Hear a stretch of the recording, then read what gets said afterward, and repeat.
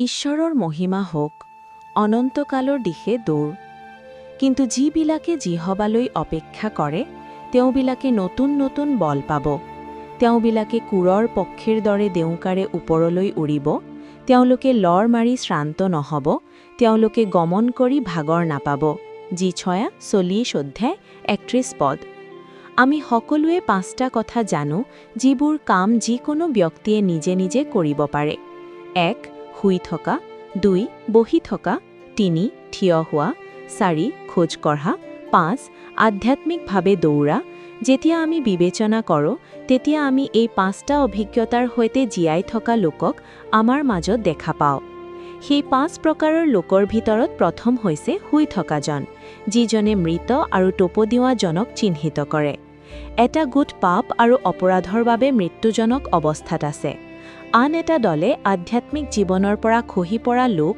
পাপীসকলৰ সৈতে একত্ৰিত হৈ আধ্যাত্মিক মৃত্যু হৈ পাপী হিচাপে জীয়াই থাকে বা মৃত লোকসকলে মৃতৰ মাজত শুই থকাৰ দৰে তেওঁলোকে পতিত হয় আৰু অভিশপ্ত হয় তেওঁলোকৰ বাবে অনুতাপ কৰিবলৈ নৱীকৰণ কৰাটো অসম্ভৱ কাৰণ তেওঁলোক নৰকৰ যোগ্য কোনো আশা নথকা এটা প্ৰত্যাখ্যান কৰা গোট দ্বিতীয়তে বহি থকা লোকসকল আধ্যাত্মিক জীৱনত ক্লান্ত আৰু অজ্ঞান হৈ পৰে যাৰ ফলত তেওঁলোকে বহি থাকে মূৰ্খসকলে নিজৰ পৰিশ্ৰমত ক্লান্ত হৈ নগৰলৈ যোৱাৰ বাট নাজানে তেওঁলোকে নাজানে যে নিজৰ শক্তিৰে বা পৰাক্ৰমেৰে নহয় কিন্তু বাহিনীবিলাকৰ জিহবাৰ শক্তিৰেহে ঈশ্বৰৰ ৰাজ্যত সোমাব পাৰি তাক জানিও নিজৰ শক্তিৰে ঈশ্বৰৰ ৰাজ্যত প্ৰৱেশ কৰিবলৈ কষ্ট কৰে যাৰ দ্বাৰা তেওঁলোকৰ প্ৰচেষ্টাত তেওঁলোকে অজ্ঞান হৈ ক্লান্ত হৈ বহি থাকে এই গোটটোৱে শক্তিৰ ওপৰত শক্তি লাভ কৰি প্ৰভুত নিজকে শক্তিশালী কৰে আৰু চিয়নত উপনীত হয় আৰু ঈশ্বৰৰ আগত উপস্থিত হয় কিন্তু তেওঁলোকৰ ক্লান্তিৰ বাবে তেওঁলোকে নিজৰ জীৱনযাত্ৰাত অজ্ঞান হৈ পৰে আৰু শেষত দুৰ্বল হৈ পৰে যাৰ ফলত তেওঁলোকক বিৰোধী শয়তানৰ দ্বাৰা ধ্বংস কৰা হয় তেওঁলোকৰ বাবে কোনো ডাঙৰ গুৰুত্ব নাই তৃতীয়তে থিয় হোৱাৰ অৱস্থাৰ লোকসকল তেওঁলোকে হিমুনৰ দৰে বাপ্তিস্ম লৈ শাস্ত্ৰনী আৰু ঈশ্বৰৰ লোকসকলৰ সৈতে চলি থাকে এই গোটটোৱে যদিও তেওঁলোকে ঈশ্বৰৰ মণ্ডলী আৰু ঈশ্বৰৰ দাসসকলৰ সৈতে চলি আছে তথাপিও তেওঁলোকৰ হৃদয় ঈশ্বৰৰ দৃষ্টিত শুদ্ধ নহয় কিন্তু তিক্ততাৰ পিত্তত আৰু অধৰ্মৰ বান্ধনত জড়িত হৈ দুষ্টতাত জীয়াই আছে নামধাৰী খ্ৰীষ্টিয়ান হৈ ধাৰ্মিকতা আৰু অধৰ্মিকতাৰ সৈতে একেলগে জীয়াই থকা এটা জীৱন তেওঁলোকে নিজৰ দুষ্টতাৰ পৰা অনুতাপ কৰিব লাগিব আৰু ঈশ্বৰৰ ওচৰত প্ৰাৰ্থনা কৰিব লাগিব যাতে ঈশ্বৰে তেওঁলোকক ক্ষমা কৰে যদি তাকেই নকৰে তেন্তে শস্য চপোৱাৰ সময়লৈকে তেওঁলোকক ধানৰ সৈতে একেলগে বাঢ়িবলৈ দিব আৰু চপোৱাৰ সময়ত দাসবোৰক কোৱা হ'ব যে ইহঁতক জ্বলাবলৈ বান্ধিব লাগে কাৰণ ইহঁতে নৰকৰ যোগ্য আনকি এই গোটটোনো বিশেষ বৈশিষ্ট্য নাই চতুৰ্থতে যিসকলে খোজ কাঢ়ে তেওঁলোকৰ আধ্যাত্মিক জীৱনত তেওঁলোকে ঈশ্বৰৰ সৈতে চলি থাকে তেওঁলোকে ঈশ্বৰৰ সৈতে একেলগে থাকে আৰু তেওঁলোকে ঈশ্বৰৰ পৰা অভিজ্ঞতা আৰু সকলো আশীৰ্বাদ লাভ কৰে যাৰ দ্বাৰা তেওঁলোকৰ জীৱনত ঐহিক বৃদ্ধি লাভ কৰে তেওঁলোক হৈছে অসাধাৰণ বৈশিষ্ট্য থকা লোক যেতিয়া আমি এই 4টা গোটৰ কথা ভাবো যিহেতু প্ৰথম গোটটোক প্ৰত্যাখ্যান কৰা হৈছে আৰু তেওঁলোক নৰকৰ যোগ্য হয় তেওঁলোকক এৰাই চলি বাকি থকা 3টা গোটক বিশেষ বৈশিষ্ট্য হিচাপে গণ্য কৰা হয় প্ৰথমতে আমি গীতহাৰত তেওঁলোকৰ বাবে উপদেশ দেখা পাওঁ যিহেতু তৃতীয় গোটটোৱে অনেক বৈশিষ্ট্য লাভ কৰিছে সেয়েহে প্ৰথমতে তেওঁলোকক দুষ্টৰ পৰামৰ্শ অনুসৰি চলিব নালাগে দুষ্ট কাম কৰিবলৈ পৰামৰ্শ ল'লে তেওঁলোক ধ্বংস হ'ব গতিকে ঈশ্বৰৰ পৰামৰ্শ অনুসৰি চলি মহিমাত প্ৰৱেশ কৰিব লাগিব যেতিয়া আমি ঈশ্বৰৰ লগত চলিম তেতিয়া আমি ওপৰলৈ উত্থিত হ'ব পাৰিম দ্বিতীয়তে পৰৱৰ্তী গোটটোক কোৱা হৈছে যে তেওঁলোকে পাপীৰ পথত থিয় নহ'ব যিসকল ইছৰাইলী ঈশ্বৰৰ পক্ষত থিয় নাছিল তেওঁলোক ধ্বংস হৈ গৈছিল আমিও তেনেদৰে ধ্বংস নহওঁ আহক বৰঞ্চ কালেব আৰু যিহচুৰ দৰে সম্পূৰ্ণৰূপে প্ৰভুক অনুসৰণ কৰোঁ আহক তৃতীয় গোটটোক কোৱা হৈছে যে তেওঁলোকে নিন্দকসকলৰ আসনত নবহিব গতিকে কুটিল লোকৰ লগত নবহিব কাৰণ উত্তৰাধিকাৰ লাভ কৰা নহ'ব বা বাহিৰলৈ পেলোৱা হ'ব ঈশ্বৰ আমাৰ লগত থাকিবলৈ হ'লে আমি সদায় ঈশ্বৰৰ সান্নিধ্যত থাকিব লাগিব যদি আমি এই উপদেশবোৰ মানি চলো আৰু পালন কৰোঁ তেন্তে আমি ঈশ্বৰৰ আগত উপস্থিত হ'ম ইয়াত আমি বিশেষভাৱে মনোযোগ দিলে দেখা পাওঁ যে যেতিয়া কোৱা হৈছে বহি নাথাকিব, থিয় নহ'ব, নচলিব, কিন্তু বাকী থাকিল কেৱল দৌৰা বিষয়টো। আমি বিবেচনা কৰা 5টা কথাৰ ভিতৰত পঞ্চম বিষয়টো হৈছে দৌৰা। খ্ৰীষ্টিয়ান জীৱনৰ অতি গুৰুত্বপূৰ্ণ কথাটো হ'ল দৌৰা। পিছফালে থকা কথাবোৰ পাহৰি আগত থকাবোৰলৈ লক্ষ্য কৰি খ্ৰীষ্ট যীশুত ঈশ্বৰে কৰা উচ্চ আহ্বানৰ পুৰস্কাৰৰ অৰ্থে দৌৰি যাওক, যিটো হৈছে আমি কৰা উচিত গুৰুত্বপূৰ্ণ কাম। সেয়েহে আমি পুৰস্কাৰ লাভ কৰিব পৰাকৈ দৌৰত দৌৰিব লাগিব। যেতিয়া আমি দৌৰৰ বিষয়ে খেলপথাৰ বা ষ্টেডিয়ামৰ কথা বিবেচনা কৰোঁ, তেতিয়া আমি দেখিবলৈ পাওঁ যে দৌৰৰ প্ৰতি আগ্ৰহী নোহোৱা বহুতেই সেই ঠাইলৈও নাহিব, কিন্তু দৌৰৰ প্ৰতি আগ্ৰহী বহুতেই দৰ্শক হিচাপে আহিলহেঁতেন। তেতিয়া আয়োজক আৰু প্ৰশিক্ষক হিচাপে অতি কম সংখ্যকেই খেলপথাৰত থাকিব, যাতে আনক দৌৰিবলৈ সহায় কৰিব পাৰে। কিন্তু আমি দেখিবলৈ পাওঁ যে দৌৰত দৌৰিবলৈ ইচ্ছা কৰি ট্ৰেকত অতি কম সংখ্যকে থাকিব। মনত ৰাখিব, এই ট্ৰেকত দেখা পোৱা সকলোহে পুৰস্কাৰ বা উপহাৰ লাভ কৰাটো সম্ভৱ। আন কোনেও পুৰস্কাৰ বা মুকুট লাভ নকৰে। গতিকে নিশ্চিতভাৱে আমাৰ বাবে কেৱল দৌৰৰ ট্ৰেকত পোৱা লোক হোৱা উচিত। আকৌ যদি আমি ইব্ৰীসকললৈ লিখা পত্ৰখনত দৌৰত আছোনে নাই তাক জানিবলৈ চাওঁ, তেন্তে তাত কেইটামান কথা আমি দেখিবলৈ পাওঁ। প্ৰথমতে আমি আটাই বাধা আঁতৰাই ৰাখিব লাগিব, সকলো যত্ন ল'ব লাগিব বা বহু চিন্তাৰ ভাৰ কমাব লাগিব। বহু কথাৰ প্ৰতি চিন্তা আৰু অশান্তি, উত্তেজনা বা বহু কথাত ভাগাৰস্ত লোকসকলে দৌৰত দৌৰিব নোৱাৰে। সকলো কামতে প্ৰাৰ্থনাৰ দ্বাৰাই ঈশ্বৰক জনোৱাৰ বাহিৰে আন একো উপায়েৰে সাৱধান নহ'ব। আহক আমি সেইসকল হওঁ যিসকলে সকলো চিন্তাৰ ভাৰ তেওঁৰ ওপৰত পেলাই দিয়ে।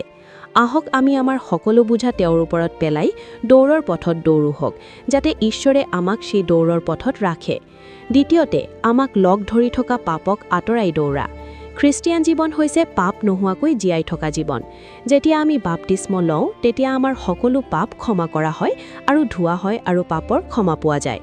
যদি আমি পুনৰ পাপ কৰোঁ, তেন্তে আমি ঈশ্বৰৰ আগত স্বীকাৰ কৰিব লাগিব আৰু যীশুৰ তেজৰ দ্বাৰা আমি ধুই পবিত্ৰকৃত হ'ব লাগিব।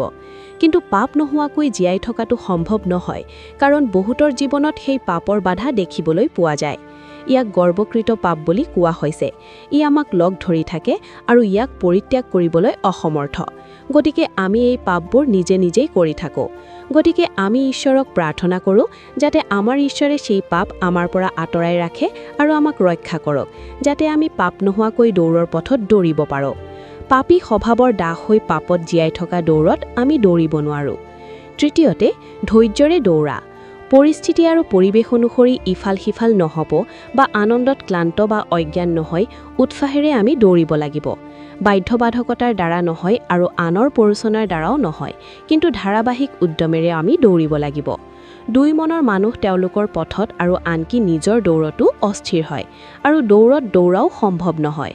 আকৌ যেতিয়া আমি কিছুমান কথাৰ প্ৰতি গুৰুত্ব দিওঁ, তেতিয়া আমি পিছফালে থকা কথাবোৰ পাহৰি দৌৰিব লাগে। যিহেতু আমি আমাৰ জীৱনৰ পৰা পলায়ন কৰিবৰ বাবে দৌৰিছোঁ, গতিকে পিছফালে বা বাটত থকাবোৰলৈ লক্ষ্য কৰিব নালাগে। যদি তেওঁলোকে কি এৰি থৈ গৈছে আৰু তেওঁলোকৰ লগত থকা সকলৰ বিষয়ে লক্ষ্য কৰিলেহেঁতেন, তেন্তে তেওঁলোকে হয়তো ঘূৰি অহাৰ সুযোগ পালেহেঁতেন। কেৱল সেয়াই নহয়, যিহেতু আমাৰ ঈশ্বৰে আমাৰ দুৰ্বলতাবোৰক অনুভূতিৰে স্পৰ্শ কৰিছিল, গতিকে আমি আমাৰ দুৰ্বলতা, অসম্পূৰ্ণতা, অক্ষমতা আদি ভাবলৈ দৌৰাটো উচিত নহয়। তাৰ বাবে আমি প্ৰভূত আৰু তেওঁৰ শক্তিত শক্তিশালী হ'ব লাগিব আৰু দৌৰিব লাগিব। পুনৰ উচ্চ আহ্বানৰ পুৰস্কাৰৰ অৰ্থে ঘালৈ দৌৰিব লাগিব। এই কথা জানিব লাগিব যে কেৱল এজনেহে পুৰস্কাৰ পাব, গতিকে আমি নিশ্চিতভাৱে দৌৰো আহক যাতে আমি সেই পুৰস্কাৰ লাভ কৰিব পাৰোঁ। আমাৰ পুৰস্কাৰৰ বাবে কোনেও আমাক প্ৰলোভিত কৰা উচিত নহয়। যিসকলে নিজৰ জীৱনত এইবোৰৰ প্ৰতি হতাশ হৈ থাকে, তেওঁলোকে দৌৰত দৌৰিব আৰু মুকুটৰ আকাংক্ষা কৰিব। এনে লোকক শাস্ত্ৰই ধন্য আশা দিয়ে আৰু তেওঁৰ আবিৰ্ভাৱক প্ৰেম কৰা সকলোৱে মুকুট লাভ কৰিব। কেনেকৈ হ'ব পাৰে সেই বিষয়ে নিম্ন লেখাত চিন্তা কৰোৱা হওক। প্ৰথম অৱস্থাত আমি 1, 2 আৰু 3টা কথাৰ বিষয়ে দেখিছোঁ, যিবোৰ শুই থকা, বহি থকা, থিয় হোৱা মানুহৰ দ্বাৰা সম্ভৱ, যিবোৰ বেছি অদ্ভুত নহয়, কিন্তু যদি গুৰুত্ব দিয়া নহয় তেন্তে ইয়াৰ ধ্বংসৰ অভিজ্ঞতা থাকিব।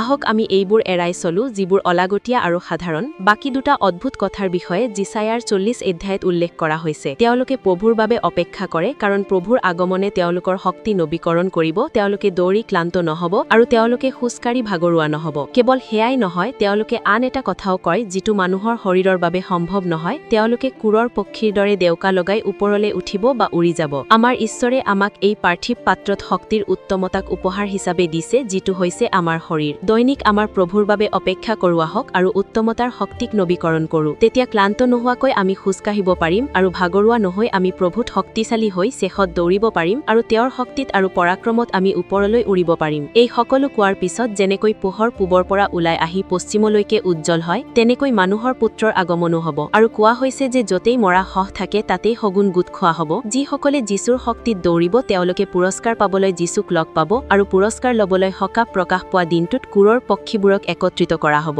আৰু ঈশ্বৰৰ শক্তিৰে দৌৰাসকলে দৌৰাৰ পথত দৌৰি যোৱা বিমানৰ দৰে আৰু ঈগলবোৰে দেউকাত উৰি যোৱা দৰে আমাৰ প্ৰভুৰ ওচৰলৈ উৰি যাব। তেওঁলোকে শক্তিৰ ওপৰত শক্তি লাভ কৰে বা নিজৰ শক্তিক নবীকৰণ কৰে আৰু উৰি যায় আৰু ঈশ্বৰৰ আগত উপস্থিত হয়। মানুহৰ দ্বাৰা ই সম্ভৱ নহয়, কিন্তু কেৱল ঈশ্বৰৰ দ্বাৰাহে সম্ভৱ। প্ৰথমতে গীত সংহিতাত সকলো কথা মানুহৰ আচাৰ ব্যৱহাৰৰ বিপৰীতে কোৱা হৈছে। থিয় হোৱাটো, বহি থকাটো আৰু খোজ কঢ়াটো মানুহৰ আচাৰ ব্যৱহাৰ, কিন্তু ঐহিক দৃষ্টিভংগীত প্ৰথম অৱস্থাত আমি ঈশ্বৰৰ সৈতে চলি থকা যি দেখিছো সেয়া গুৰুত্বপূৰ্ণ, যিটো আটাইতকৈ আগত কোৱা হৈছে। তাৰ পিছত থিয় হোৱা আৰু বহা অভিজ্ঞতা অৱনমিত ধৰণে কোৱা হৈছে। যিসায়া 40 অধ্যায়ত পুৰুষৰ খোজ কঢ়াৰ ধৰণ নহয় দৌৰি উৰি ফুৰা, কিন্তু উৰণ ঈশ্বৰত্বৰ গুৰুত্বপূৰ্ণ দিশ। গতিকে প্ৰথমতে কোৱা হৈছে, তাৰ পিছত দৌৰি খোজ কাঢ়ি যোৱা কথাটো আমি দেখা পাইছিলো। এই দুটা অভিজ্ঞতাত যদি আমি মানুহৰ খোজ কঢ়াৰ ধৰণৰ দৰে জীয়াই থাকো, থিয় হৈ ক্লান্ত হওঁ, তাৰ পিছত ভাগৰুৱা হৈ বহি পৰো, কিন্তু যিসকলে প্ৰথমতে উৰি যায় তেওঁলোকে তাৰ দ্বাৰা ক্লান্ত হৈ পৰে আৰু তাৰ পিছত তেওঁলোকে খোজ কাঢ়ে, তেন্তে এইটোৱে আমাৰ আধ্যাত্মিক জীৱনত আমাৰ পিছুৱা যোৱা অৱস্থাটো দেখুৱায়। শেষত ব্যৰ্থতাত পৰে। আত্মাত আৰম্ভ কৰি মাংসত শেষ কৰা মানুহৰ দৰে সিদ্ধ কৰা হৈছে। এতেকে পুৰুষৰ ধৰণেৰে আৰম্ভ কৰি ঈশ্বহাত্তলৈ লৈ যাওয়া হওক, কাৰণ প্ৰাকৃতিক মানুহ প্ৰথমতে আধ্যাত্মিক নহয়, ইয়াৰ পিছতেহে আধ্যাত্মিকতা আহে। সেইবাবে আমি যিসকলে অপৰাধ আৰু পাপত মৃত আছিলো, আমি খ্ৰীষ্টৰ সৈতে একেলগে সজীৱ হৈ পৰিলো আৰু পৰিত্ৰাণ পালো। সেইবাবে এইটোৱে আমাক পুনৰুত্থান কৰিছে আৰু স্বৰ্গত একেলগে বহিবলৈ দিছে। যিহেতু আমি পৰিত্ৰাণ পাইছো আৰু বাপ্তিস্মা গ্ৰহণ কৰাৰ জৰিয়তে আমাৰ বাবে নেতা আৰু মণ্ডলীৰ সৈতে একেলগে থিয় হোৱাটো হোৱা হওক, অবিৰতভাৱে আমাৰ সাংসাৰিক জীৱনত আমি সদায় ঈশ্বৰৰ লগত জীয়াই থাকি চলিব লাগিব। কিন্তু আমাৰ আধ্যাত্মিক জীৱনত আমি ধৈৰ্যৰে আমাৰ দৌৰৰ পথত দৌৰি আছো। তাৰ পিছত আমাৰ প্ৰভু উপস্থিত হলে আমি তেওঁৰ ওচৰলৈ উৰি যাম। গতিকে আমি যিসকলক এতিয়া দৌৰি থকা দেখিছো তেওঁলোকে আমাৰ প্ৰভুৰ আবিৰ্ভাৱত উৰিব লাগিব। তাৰ বাবে আমাৰ ঈশ্বৰে আমাক সহায় কৰোৱা হওক। প্ৰভুৰ প্ৰশংসা কৰক।